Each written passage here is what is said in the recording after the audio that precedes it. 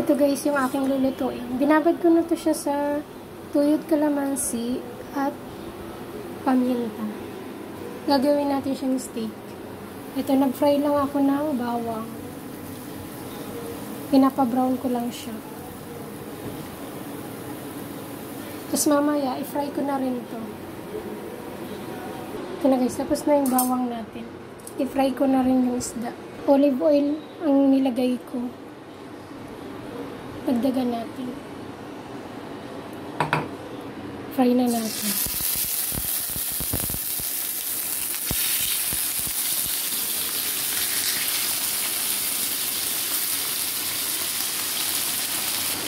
Pinafry ko lang yung isda.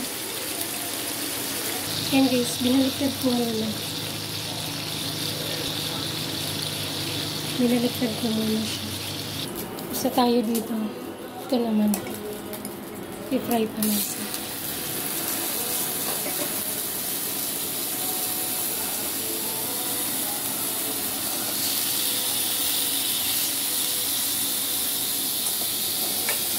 Ito yung pinagbabaran ko.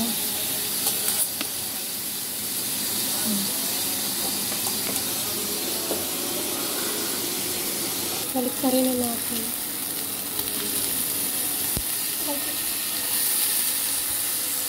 Ito na guys, tapos na tayo mag-fry. Lipat na natin siya ulit. Balik natin dito para ilagay na natin yung pinagbabaran ko para sauce niya. Buhos natin ito. Buhos na natin.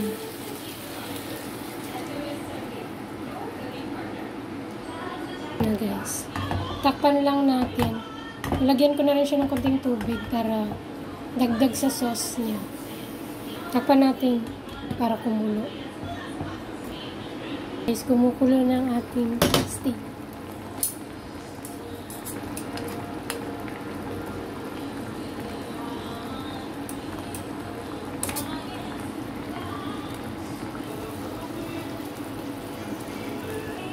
Ito na guys. Tada!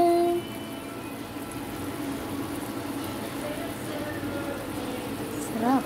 Ito yung aming lunch ngayon. Guys, pinatay ko na.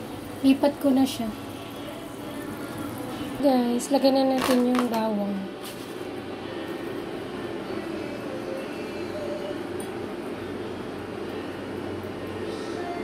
Ayan. Ang steak natin na yellow pin. Ito na guys ang ating steak na yellow pin. Kaya kung gusto nyo gayahin, panoorin nyo na lang. Yan lang.